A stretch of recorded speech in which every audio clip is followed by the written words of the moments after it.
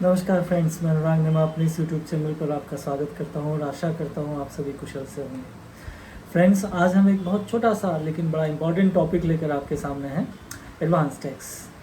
Friends, जैसा आप सभी जानते हैं कि अगर किसी पर्सन का, इंडिविजुअल हो सकते हैं ये या कंपनी हो सकती है, पार्टनरशिप फर्म हो सकते हैं, अगर इनकी एस्टिमेटेड टैक्स लायबिलिटी 10,000 से अधिक है तो उन्हें इसे एडवांस में डिपॉजिट करना होता है। अगर मैं एक एग्जांपल लूँ तो से हम फाइनेंशियल ईयर 2021 के लिए बाय 31 ऑफ मार्च इसे अगर जमा करते हैं, बाय 31 ऑफ मार्च 2021 अगर जमा करेंगे तो इसे एडवांस टैक्स जमा किया गया कहा जाता है। ओके, एंड अगर इस ईयर की, मतलब हमें फाइनेंशियल ईयर 2021 के परिप्रेक्ष्य में अगर बात करनी है तो इस फाइनेंशियल ईयर में अगर किसी की अनुमानित आय ऐसी है कि उस पर टैक्स लायबिलिटी 10,000 से अधिक है, ओके, तो उसे इस अमाउंट को 31 ऑफ मार्च 21 से पहले डिपॉजिट करना होगा। अगर वो ऐसा करते हैं तो ये कहा जाता है कि उन्होंने एडवांस टैक्स जमा किया। राइट, अब इसमें क्या क्या प्रिकॉशंस हैं जो आपको ध्यान में रखने हैं या क्या क्या बातें हैं जो आपको मालूम होनी चाहिए, इस पर हम थोड़ा हल्का सा डिस्कशन करेंगे। सबसे पहली बात, जो एस्टिमेटेड टैक्स लायबिलिटी है उसे कैलकुलेट करने के लिए आपको अपनी एक एस्टिमेटेड इनकम कैलकुलेट करनी होगी, है ना। अब ये जो एस्टिमेटेड इनकम है इसमें भी कुछ एलिमेंट्स हैं जो रिकरिंग नेचर के हैं। जैसे अगर आपकी सैलरी से इनकम है तो आपको पता होता है कि आपको इस साल में कितनी सैलरी मिलेगी, मतलब ईयर एंड नहीं भी हुआ है तो भी आपको एक आइडिया होता है। ओके, लेकिन जब हम बात करते हैं कैपिटल गेन की या से किसी को कैजुअल इनकम है, जैसे लॉटरी वगैरह से कुछ इनकम होती है, ये नॉर्मली इतना रिकरिंग नेचर रखने वाली नहीं होती या इतनी से सर्टेनिटी के साथ आप नहीं बोल सकते कि इतनी होगी। तो इन जगहों पर इन्होंने कुछ प्रोविजंस अलग बनाए हैं, तो वो भी हम देखेंगे।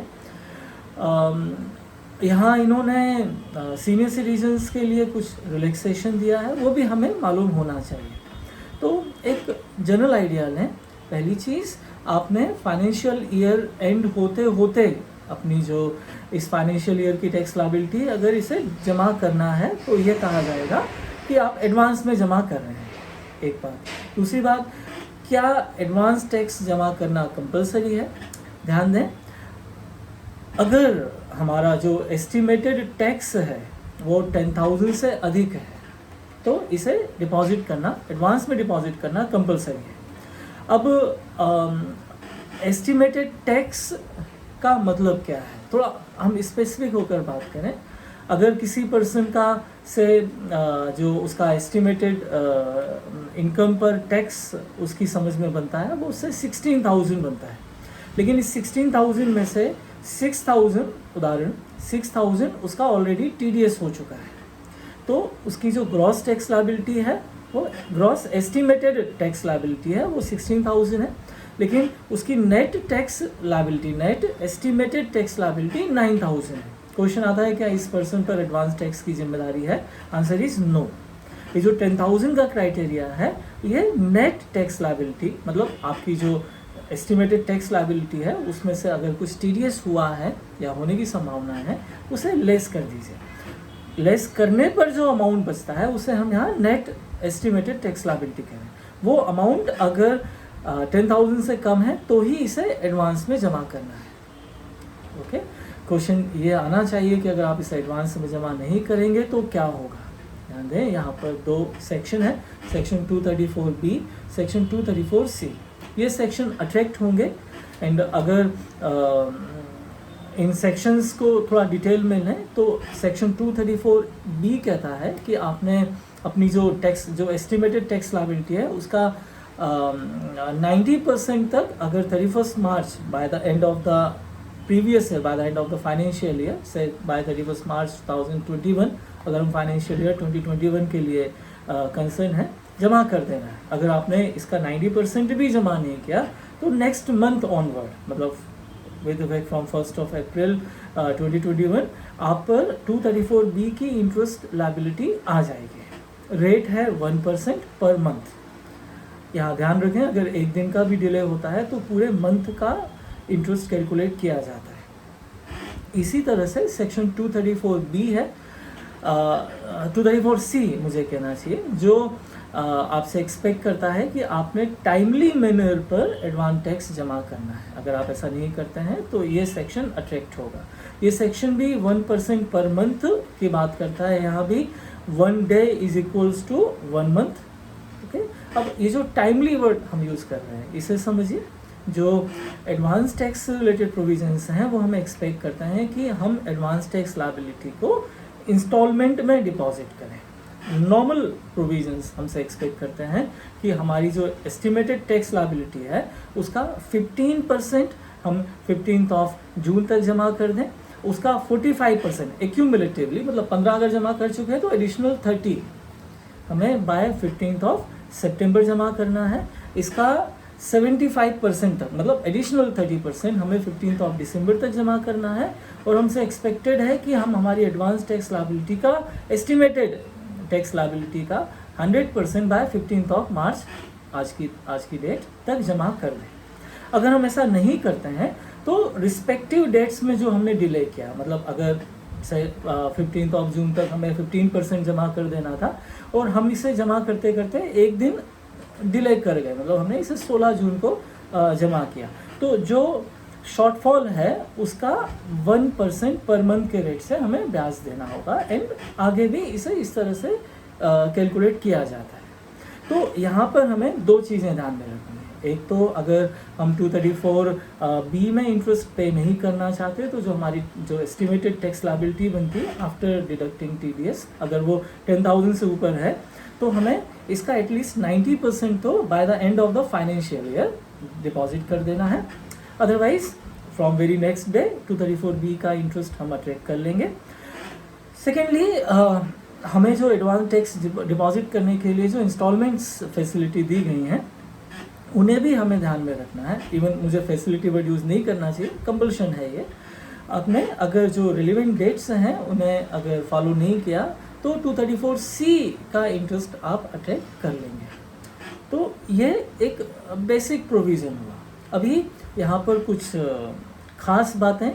पहली चीज़, सेक्शन 44AD, अभी रिसेंट अमेंडमेंट है, सेक्शन 44ADA।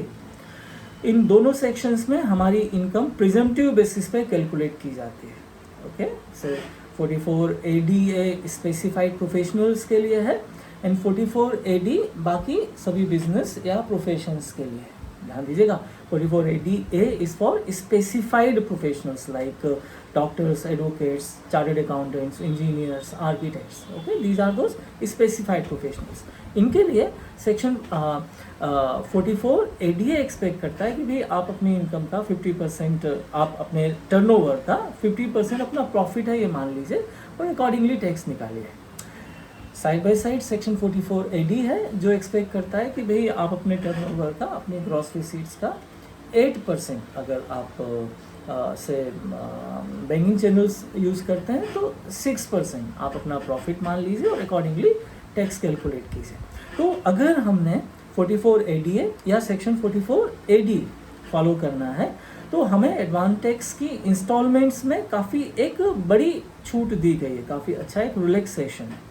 ये सेक्शन हमसे एक्सपेक्ट करते हैं कि हम बाय 15th ऑफ मार्च हमारी जो टैक्स लायबिलिटी बनती है वो एक साथ जमा कर दें। मतलब हमें इन इंस्टॉलमेंट्स को, जो 4 अलग अलग डेट्स बताई गई हैं, परसेंटेज बताए गए हैं, इनको फॉलो नहीं करना है। हम जो भी हमारा एस्टिमेटेड टैक्स है उसका बाय 15th ऑफ मार्च तक अगर डिपॉजिट कर देते हैं तो हमें 234C अट्रैक्ट नहीं होगा। 234B तो बात की बात है, 234C अट्रैक्ट नहीं होगा, भले ही हमने वो जो बताई गई इंस्टॉलमेंट्स हैं वो फॉलो नहीं किए हैं।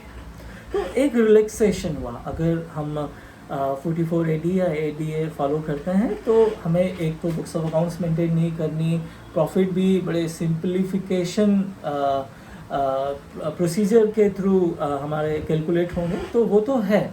साइड बाय साइड हमें एडवांस टैक्स में भी इंस्टॉलमेंट्स की जो बाउंडेशंस हैं, जो लिमिटेशंस हैं, वो फॉलो नहीं करनी। हम सीधे सीधे बाय 15th ऑफ मार्च तक इसे जमा करते हैं, दैट्स इट। ओके,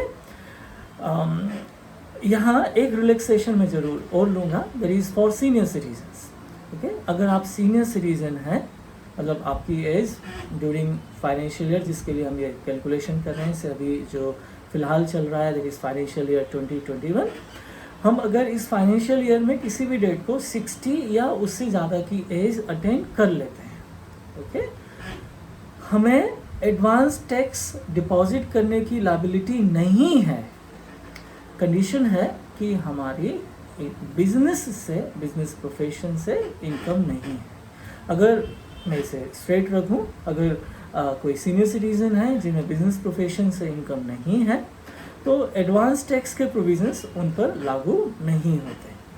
तो फ्रेंड्स, ये हमने एक ब्रीफ डिस्कशन किया एडवांस टैक्स से रिलेटेड। मैं एक्सपेक्ट करता हूँ कि कुछ हद तक कुछ आपका ज्ञानवर्धन हुआ होगा, कुछ जानकारियाँ आपको प्राप्त हुई होंगी। हम आपके सुझावों और आपके प्रश्नों के लिए हमेशा तत्पर हैं।